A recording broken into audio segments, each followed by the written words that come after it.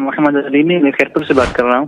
میرا امیر علیہ سنت سے یہ سوال ہے کہ انار کے بارے میں یہ بات مشہور ہے کہ جب تک انار میں جنتی انار کا دانہ نہیں ڈلتا تب تک وہ نہیں پکتا، کیا یہ بات درست ہے؟ جی ہاں، وہ حدیثوں میں موجود تو ہے، جیسے کہ حضرت سیدنا عبداللہ بن عباس رضی اللہ عنہما نے فرمایا، مجھے یہ حدیث پہنچی ہے کہ زمین میں ایسا کوئی انار نہیں جس کے دانوں میں جنتی انار کے دانوں سے پیوند کاری نہ کی گئی ہو۔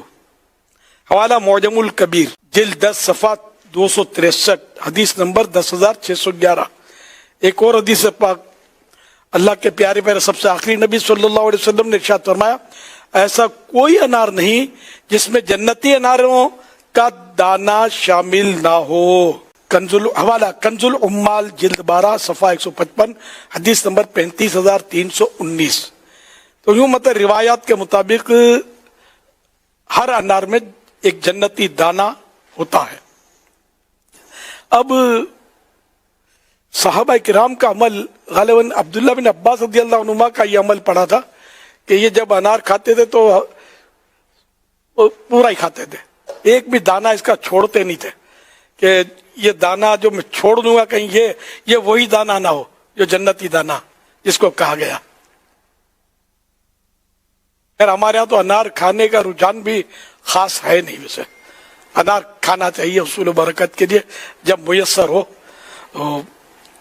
کھٹے انار بھی آتے ہیں، کھٹ میٹھے بھی آتے ہیں، میٹھے بھی آتے ہیں، ہر ایک کی اپنی اپنی پسند ہوتی ہے۔ کھٹا ہونا بھی عیب نہیں ہے، یعنی کھٹ میٹھا ہونا، زیادہ تر کھٹ میٹھے ہوتے ہیں، لیکن کسی کو موافق آتے ہیں کسی کو نہیں آتے۔ میٹھا انار، اور میٹھے انار کے بارے میں جو شوگر کے مریض ہیں شاید اس سے وہ ڈرتے ہوں گے، یعنی جو موافق آئے وہ انار کھائے۔ بی دانہ ایک انار کا نام ہے، کامن ناؤن ہے، تو یہ میٹھا ہوتا ہے۔ اور بھی بعض انار الگ الگ ملک میں الگ الگ طرح کے انار ہوتے ہیں، تو میٹھے میٹھے انار ایک سے ایک آتے ہیں۔ اچھا، یہ کچھ فوائد اس کے آئے ہیں انار کے۔ انار معدہ، جگر اور سینے کو تقویت یعنی طاقت دیتا ہے اور خون کی کمی دور کر کے صاف خون پیدا کرتا ہے۔ انار بلڈ پریشر، ٹائیفائیڈ، یرقان، بواسیر اور ہڈیوں کے درد کے لیے مفید غذا ہے۔ انار سے چہرے کی رنگت میں نکھار پیدا ہوتا ہے۔ انار کا استعمال ڈائیابیٹکس کے مریضوں کے لیے فائدہ مند ہے۔ اب اس میں اختلاف ہوتا ہے، اصل ڈاکٹروں کا مطلب ہے کہ انڈیا کچھ اور ہوتا ہے، حکیموں کا کچھ اور، پھر جو علاج بالغذا کرتے ہیں ان کے اپنے خیالات ہوتے ہیں۔ یہ مطلب ان چیزوں کو مطلب پھلوں کی مٹھاس کو یہ نقصان دہ نہیں بولتے شوگر کے مریضوں کو۔ تو بہرحال جو بھی اس طرح کے کام جو ہے نا علاج کے طور پہ جب کرنے ہو نا، تو اپنے ڈاکٹر سے جن سے ہم علاج کراتے ہیں نا ان سے مشورہ ضروری ہوتا ہے، اپنے طور پر سنی سنائی بات میں عمل نہ کیا جائے۔ انار جو ہے، یہ انار نزلہ، کھانسی اور دمے میں بھی فائدہ کرتا ہے۔ انار معدے کو مضبوط کرتا ہے۔ اور ترش انار، کھٹا انار معدے کی سوزش کے لیے مفید ہے۔ اچھا، سوزش کے معنی تو ہوتا ہے جلن، لیکن عموماً سوزش جو ہے نا ہمارے یہاں یہ سوجن میں استعمال ہوتا ہے، وہ سوائلنگ ہے نا، یہ سوزش کا لفظی معنی تو ہے، اب یہاں کیا مراد لی جائے، لکھتے بولتے سوزش ہے، حکیم لوگ بھی سوزش بول رہے ہوتے ہیں، لیکن لغت میں سوزش کے معنی جو ہے نا وہ جلن۔ اب اللہ بہتر جانے کون درست ہے، لغت درست ہے یا یہ بولنے والے درست ہے۔ اعلیٰ حضرت سوزش کا لفظ بڑا مختلف خوبصورت، بیماریوں کے بعد ہونے والی کمزوری، مختلف بیماریوں کے بعد ہونے والی کمزوری کو بھی دور کرتا ہے۔ صلو علی الحبیب صلی اللہ علیہ محمد۔ مدینے کا انار بھی بڑا میٹھا ہوتا ہے، اللہ مدینے میں مدینے کا انار کھانا نصیب کرے، اور جنت میں بھی انار کھائیں گے انشاءاللہ۔ جی ہاں، جنت کے جو پھلوں کے نام ہیں نا اس میں رومان بھی ہے، انار، رومان انار کو بولتے ہیں۔ بات مدینے کی چلی تو صلو علی الحبیب صلی اللہ علیہ۔ مدینے کی بات چلی، آپ مدینے کا تذکرہ آپ نے ماشاءاللہ کیا، تو مدینے میں انار کھانا آپ نے بھی یہ ملا، یعنی مدینے کے انار کے تعلق سے آپ فرما رہے تھے، تو مدینے تو خیر مدینہ خود ہی میٹھا ہے، تو وہاں تو پھر کیا ہے جو میٹھا نہیں؟ تو کوئی خاص خوبی مدینہ پاک کے انار کی آپ نے اگر محسوس کی ہو، اور ایک مدینے کی حاضری یا مدینے میں انار تو کھائے ہیں، طواف کرنے والوں کے تعلق سے اگر یہ انار بھی کوئی عبادت میں قوت حاصل کرنے کا، کچھ فرحت حاصل کرنے کا بھی سبب یا ذریعہ بن سکتا ہے، اچھی نیت تو بنانی پڑے گی نا۔ ہاں یہ مطلب اس کے انار کے فوائد تو لکھے ہیں، اب میرے کو اس وقت یاد نہیں ہے، لیکن ہیں اس کے، جی بالکل اس میں غذائیت تو ہے، اس کے فوائد ہیں، بعض امراض سے حفاظت ملے گی، بعض امراض کا اس میں علاج ملے گا، یہاں تک کہ انار کا تو چھلکا بھی مطلب مفید ہوتا ہے، اس کا چھلکا خاص کر پیچش ایک مرض ہے پیٹ کا، اس میں مفید مانا جاتا ہے، سخت چھلکا جو ہوتا ہے اس کو پیس کے، سکھا کے پیس کے اس کا پاؤڈر کھاتے ہیں تھوڑا تھوڑا، مطلب جس کو پھکی بولتے ہیں، اس کی پھکی کھاتے ہیں، ہم نے بھی کھائی ہے مدینہ پاک میں جب زمانے میں۔ آپ کے سامنے انار اس کے تھا، اندر ایک پردہ، اس کی پردی ہوتی ہے انار کے بیجوں کے ساتھ، ایک پتلی پتلی پردی ہوتی ہے، یہ پھینک دی جاتی ہے، جی ہاں، اور میں نہیں پھینکنے دیتا، میں ساری کھا جاتا ہوں۔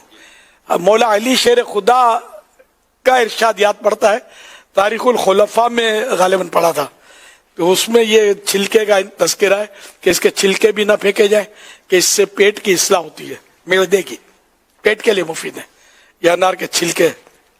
اس میں کچھ گٹھے بھی ہوتے ہیں چھلکوں کے، تو وہ بھی کھا لیے جائیں، اگرچہ وہ ٹیسٹ جو ہے اس کا چھلکوں کا وہ نفس کو موافق نہ ہے، مزہ نہ ہے، لیکن کھا لینے چاہیے، فائدے والے۔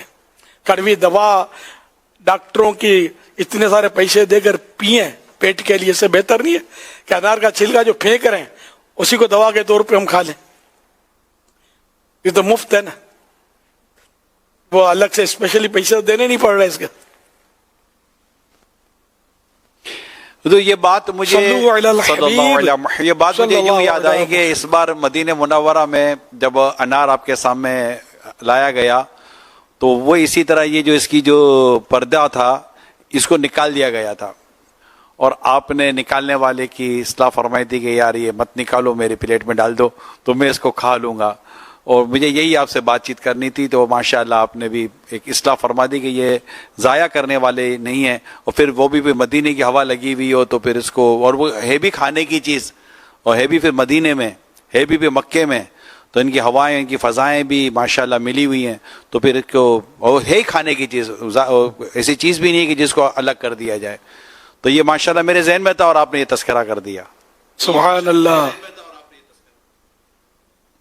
یہ تو اسی بار کا واقعہ ہے، بالکل اسی بار کے لیے میں نے کہا مدینہ منورہ کا واقعہ ہے نا، اسی بار، جی اسی بار کا ہے نا، اسی بار کا ہے، اور اللہ کرے ہر بار کچھ نہ کچھ ہوتا ہی رہے آپ کے ساتھ۔ تو سوزش کا لفظ اعلیٰ حضرت علیہ رحمہ کے ایک شعر میں بڑا خوبصورت طریقے سے لیا گیا ہے، سنائیے۔ نام مدینہ لے دیا، چلنے لگی نسیم میں خل، نام مدینہ لے دیا، چلنے لگی نسیم میں خل، سوزش غم کو ہم نبی،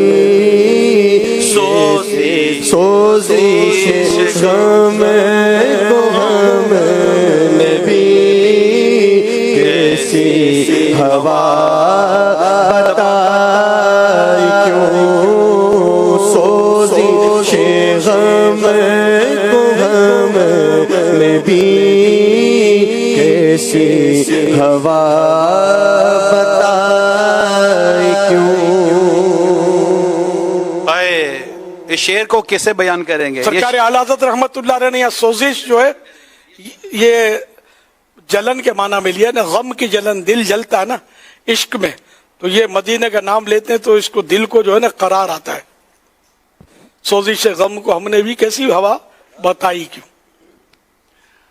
جب مدینے سے رخصت غم میں سوجن نہیں ہوتی نا، نہیں، جلن ہوتی ہے۔ مدینے سے جب رخصت ہو رہے تھے تو حضور یہ ایک شعر چل رہا تھا گاڑی میں، جب گاڑی مدینے سے واپس باہر جا رہی تھی مدینہ منورہ سے، تو اس وقت جو گاڑی میں جو اشعار چل رہے تھے ان میں ایک شعر یہ بھی تھا.